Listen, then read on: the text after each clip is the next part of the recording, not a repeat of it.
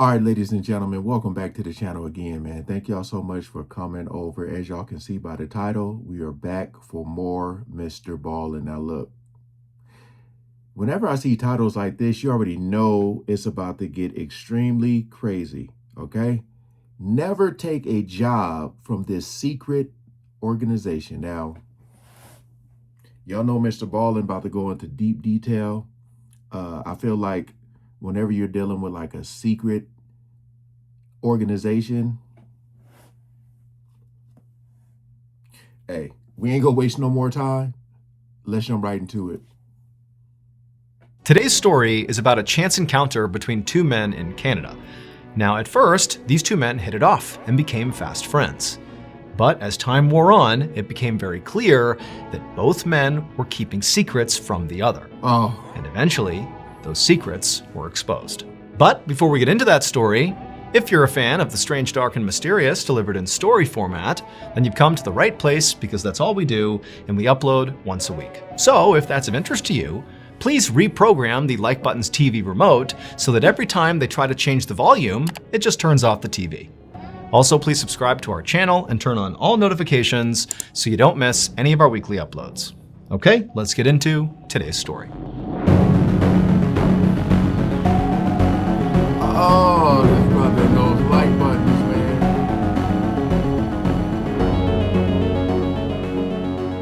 The contest winner.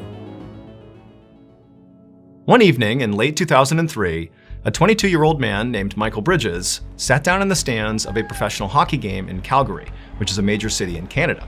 And as he sat there staring out at the rink, waiting for the players to file in, he thought to himself how amazing it was that he was here right now. He couldn't believe how lucky he was to be here. So Michael lived about 700 miles away in a city called Brandon, which is also in Canada. And for the last year, Michael's life had gone really badly. He was struggling financially and in between jobs. He had gone through a recent terrible breakup. A lot of his friends had sort of vanished from his life. And so for the most part, he was sort of sad and lonely all the time. But then he'd won a sweepstakes that he had only entered on a whim and gotten an all expenses paid trip to Calgary for this hockey game. And so it felt like finally something good was happening in his life. Michael was about to flag down a vendor and order himself a beer when this guy he didn't know, this stocky guy with a mustache, walked in and sat down right next to Michael. And before Michael could say anything, this guy looked at him with a big smile on his face and he said, "Man, I'm so excited to be here. I won this ticket in a sweepstakes." And Michael was like, "Dude, me too." And so right away, these total strangers just totally hit it off.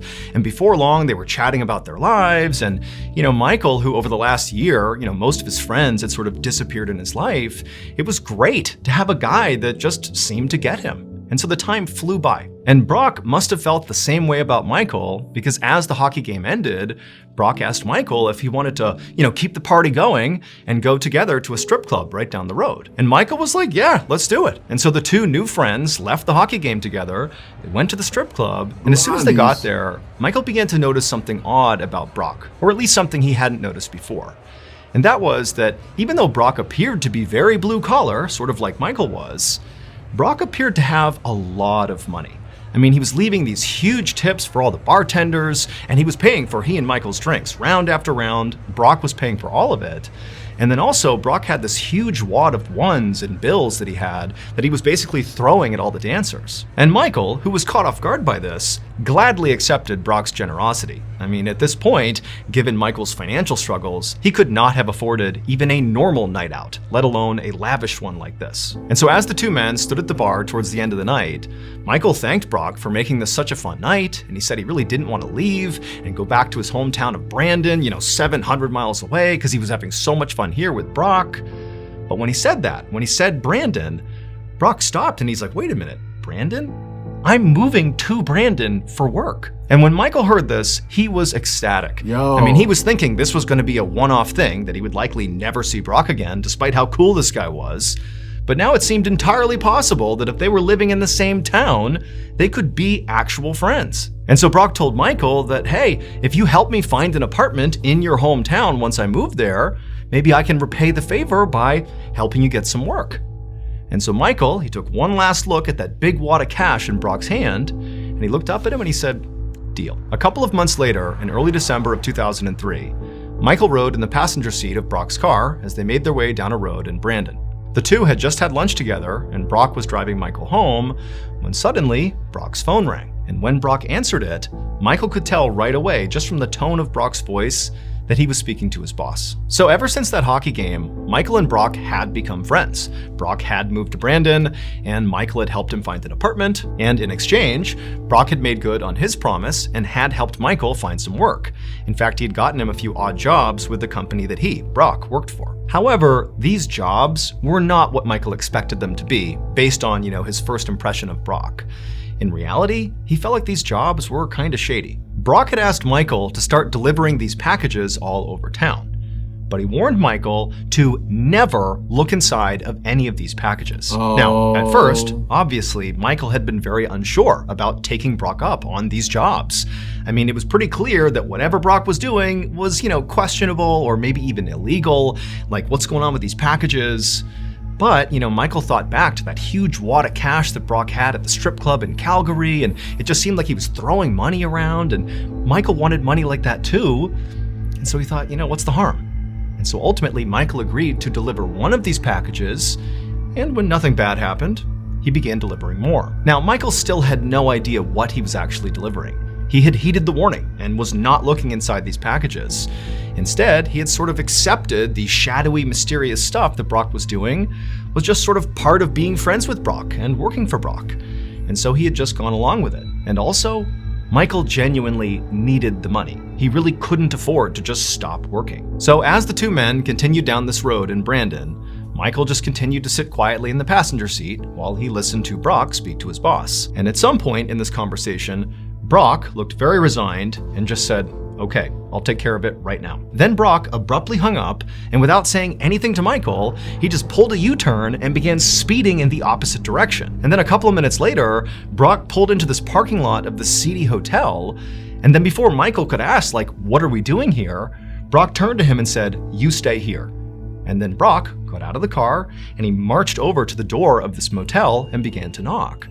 And Michael, he's in the car watching this, having no idea what's going on, and he sees the motel room door that Brock knocked on. It suddenly opened, and there was this woman who was inside the motel. And from Michael's perspective, it seemed like she was very startled to see Brock. And then she began trying to shut the door on Brock. But Brock, he reached out and he began pushing on the door to keep it open, and the two of them began yelling at each other. And Michael, he can't hear what they're yelling about, but clearly, they're having some sort of heated argument here. And at this point, Michael began looking around, hopeful that nobody was witnessing this. I mean, they could get in some serious trouble here. And then Michael turned his attention back to Brock and this woman, and he watched as Brock raised his fist and punched this woman square in the face. And she instantly crumpled to the ground, and Michael, he has no idea what to do here. And so he just sat there as Brock climbed on top of this woman who's laying on the ground, and he began repeatedly punching her over and over again until Michael could see blood all over her face. And then Brock, who seemed totally unfazed, slammed the motel room door and calmly walked back to the car, hopped in the driver's seat, and drove off without saying anything to Michael. And Michael just sat quietly for this ride. He really had no idea what to even say. Now, he already knew that Brock must be involved in some sort of criminal enterprise, and in virtue of Michael delivering those packages for him, he was also involved in whatever this organization did. Yeah. But up until this point, up until seeing this beating take place, Michael had sort of assumed that whatever Brock was involved in couldn't be that big of a deal. I mean, certainly they weren't hurting people. But now, Michael realized he had been terribly wrong. Finally, Brock... And see, at that moment, you see that happening, you already know something bad is about to happen. He said he couldn't hear, but you see what he's doing. He didn't get out to try to break it up. I would have got up out of the car and got up out of there or something, man, because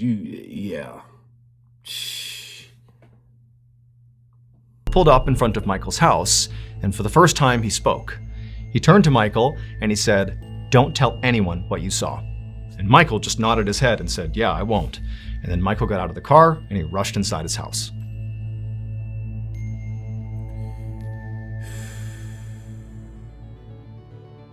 Thank you to Rocket Money for sponsoring today's video. I found out last month that I was still paying for a subscription to a streaming service that I signed up for while we were on tour last year. I had signed up for this because I wanted to binge shows while we were on the road.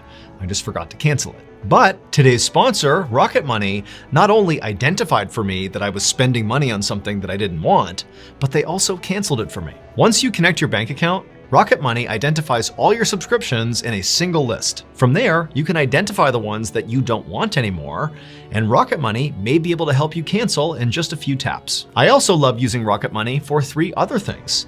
I use them to lower my bills, also to create a custom budget, and to increase my savings, all in one place. Let the app's negotiators go to work for you to find the best possible rate and to save you time. With Rocket Money, you can create a customized budget in seconds. The app shows you where your money is going at all times, and it will also notify you when your balance is low to avoid overdrafts and late fees. Rocket Money will help you choose a savings goal, then you simply pick your preferred savings frequency, and then you watch your savings grow. You can edit, pause, or withdraw at any time. Take control of your finances today. Go to rocketmoney.com/MrBallin to get started for free. Again, that's rocketmoney.com/MrBallin. Okay, back to the story. Get your money, Mr. Ballin. Get your money, brother. About a week later, Michael was at his home when his phone rang, and when he looked at the caller ID, he saw it was Brock. And at first, Michael couldn't help but feel like he didn't want to pick up the call, but he knew he would have to. Despite what had happened the previous week at the motel, Michael had not said anything to anyone. However, being loyal to Brock did not make him feel any better about it. In reality, Michael felt like at this point, he was in too deep with Brock, and he had no idea how to get out again, even though at this point he kind of wanted to. But for now, Michael had made the conscious decision to simply act like everything is the same, everything is normal, so he didn't raise any red flags with Brock. And so he ultimately picked up the phone. Brock didn't say hello or ask Michael how he was doing. Instead, he just told Michael that he had another delivery for him if Michael was still committed to this job. Now, Michael knew the right answer here would be to turn this down and not continue to go down this rabbit hole and get deeper and deeper in with Brock. But at the same time, Michael was worried if he refused this job that he might be put in danger. Like, he saw what Brock was capable of. Is that going to happen to him if he turns this down? Yeah. And then on top of that, Michael needed the money. And so after a tense silence, Michael told Brock that yes, I'm still committed and I will do this delivery. Brock said that was very good. And he also told Michael that he and the boss were very impressed with Michael's silence. And then Brock hung up. Now, Michael did appreciate the compliment, but at the same time, it really did not change his situation at all. I mean, he was still in way too deep here and didn't know what he was going to do. And so reluctantly, he grabbed his keys and headed out to his car to go pick up this next package. 2 months later, in early February of 2004, Michael and Brock sat inside of a diner in Brandon eating a meal together. Things at this point had basically gone back to normal. Michael was regularly delivering packages for Brock, and the two of them were meeting for meals like this fairly often, where Brock would always foot the bill. But today, as Michael sat there staring at Brock, he could tell something was different. Brock seemed really agitated, like something was on his mind. He kept tapping his hand and kind of fidgeting in his seat. And eventually, Michael asked Brock, like, hey, are you okay? And to Michael's surprise, Brock kind of lit up. And he was like, oh yeah, I'm okay. In fact, things are more than okay. I actually have an offer for you that could potentially change your life. Brock again told Michael that he and the boss were seriously impressed with Michael's work so far. Not just the fact that he kept silent about the motel incident, but also they knew Michael clearly had not looked inside of any of those packages. And so collectively, this proved that Michael was dependable and loyal. And so he told Michael that what he wanted to do was introduce Michael to the boss, because he thought maybe the boss would take a liking to Michael and move him up in the organization. Maybe give him a more managerial role like Brock's, where the role was more prestigious and had more responsibility, but critically came with higher pay. After hearing this, Michael felt both excited and nervous. He was excited because he wanted nothing more than to make the kind of money that Brock did. And after working with Brock now for several months, Michael had become kind of desensitized to violence and danger. He realized he could put his morals aside if it meant he would never have to be financially insecure ever again. But the thing that made Michael nervous was meeting the boss. I mean, he really didn't know much about who this guy was. All he knew is he was perfectly prepared to resort to violence if people wronged him. And so Michael knew how critical it was to stay on this guy's good side. But as all these conflicting thoughts were swirling around Michael's head, Brock said something else. He said before he would actually take Michael to meet the boss, Michael had to pass one more test. Michael would have to prove that he was capable of more than simply delivering packages and keeping secrets. Basically, he needed to prove that he could be as cutthroat and brutal as Brock was. After saying this, Brock just kind of leaned back and stared at Michael, studying his reaction. And at first, Michael really didn't even know what to say or do. He was like, okay, is Brock expecting me to come up with, some sort of way that I can demonstrate this? Do I need to come up with a test myself and do it? Or is Brock about to give me some assignment? Like, what's going on here? But then, before Brock could say anything else to clarify this whole situation, Michael had this epiphany. He suddenly realized that he already had the proof he needed to demonstrate to Brock and to the boss that he could basically handle anything they threw at him. Before meeting Brock, something truly awful and just totally messed up happened in Michael's life, and Michael had persevered his way through it. And so Michael was thinking to himself, if he just told the story of what happened to Brock and to the boss, they would be convinced that he was their guy. And so feeling very confident, Michael looked Brock right in the eye and he told him about his past. And as he told the story, Brock's eyes went wide. And by the end of the story, when Michael finally finished up, Brock just said, okay, yeah, you're ready to meet the boss. The meeting with the boss was scheduled for a few days later. And on that day, Michael showed up to this fancy hotel in a nearby city. And when he walked into the lobby, he saw Brock was sitting there waiting for him. When Brock saw Michael, he smiled and stood up, gestured for Michael to come over, and then the two of them walked upstairs to a particular hotel room. But when Brock unlocked the hotel room door and the two men went inside this lavish suite with this gorgeous living room and an amazing view, Michael looked around and realized it was empty. And he said to Brock, where's the boss? And Brock said, the boss doesn't wait for anyone. People wait for the boss. And so just sit down, he'll be here soon. And so Michael said okay, and he took a seat and tried to stay calm. But in reality, he was very nervous. All this cloak and dagger stuff was really putting him on edge. He also knew he had to impress the boss when he got here, because if he did, he would have this new lease on life, this big promotion, he'd be getting paid so much money.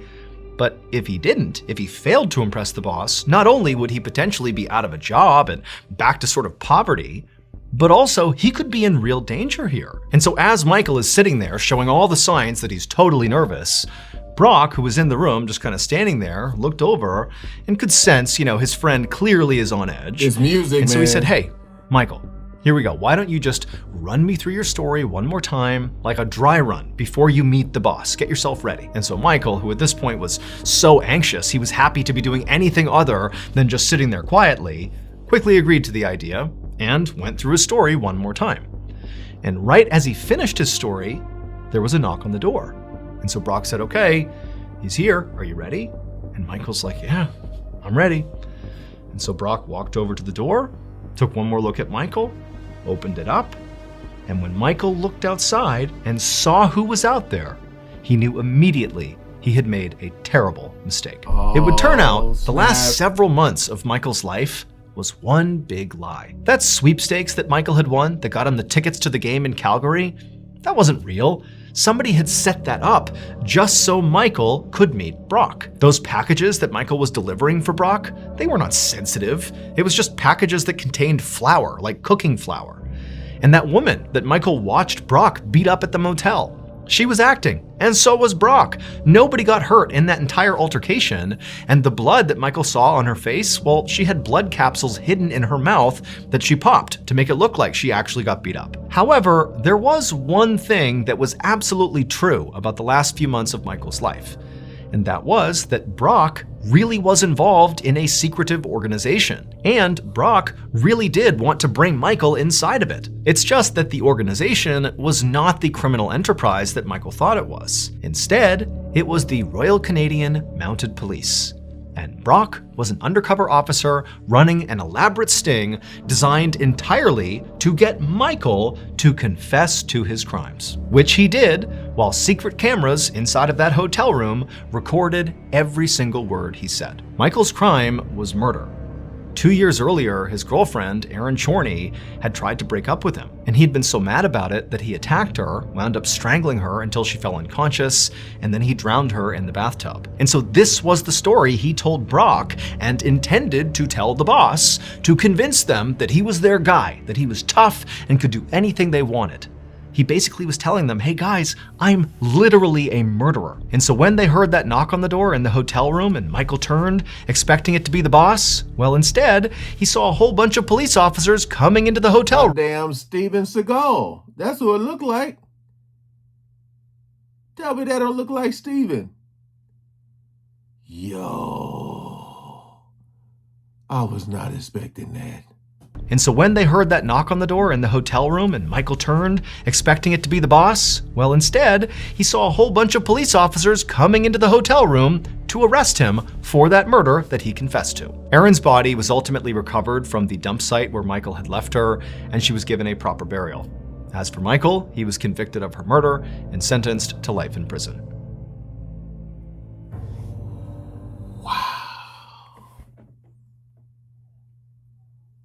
That brother, I was gonna say that mother something else, but he got him to trust him and just tell it all. Like, look, man, I need the money. I'm your guy. You know what I'm capable of? This is what I did.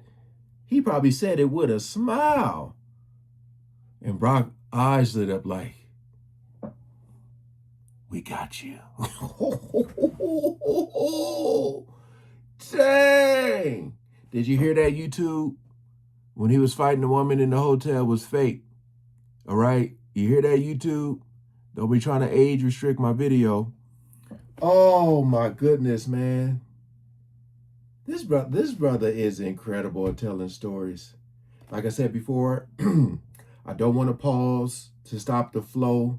Just want to let him tell his story. And if I absolutely need to, I will stop it. Or I'll find little spot, because sometimes he'll talk and there's like a slight little pause and I might say something. Wow. Hey, that dude did a great job. A great job of convincing him that he was about to be part of something. Sheesh. Hey, again, appreciate you guys coming over. I love how he does the build up, because I was like, wait, man, what was the story? What did he tell? Is he gonna go back to it? Boy. All right, hey, hope you guys enjoyed, man. Appreciate y'all coming over and watching. Peace out.